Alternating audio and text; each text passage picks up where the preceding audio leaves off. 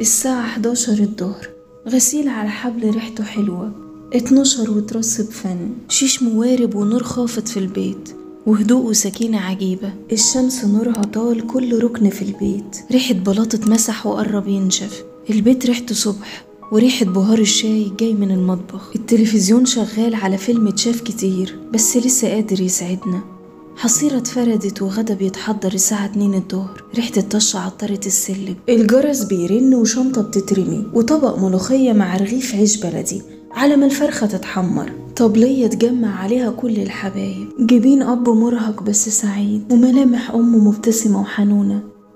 العصاري وما أدراك ما العصاري، شاي بنعناع في البلكونة، وقلة مية عليها شاش أبيض، وفي الخلفية صوت الراديو. على انت جدع تشوف رشاقة خطوتك تعجب، انما لو بصيت لرجلك تقع. عجب. النهر، الشجر، الشمس، المطر، الريح، الجبل، العصافير، القمر، كل عناصر الطبيعة، كل شيء في الكون بيؤدي وظيفته المحددة بالظبط في الوقت المحدد بالظبط، لا بيتأخر ثانية ولا بيتقدم ثانية. كل شيء في الكون منضبط. المتسيب الوحيد الإنسان.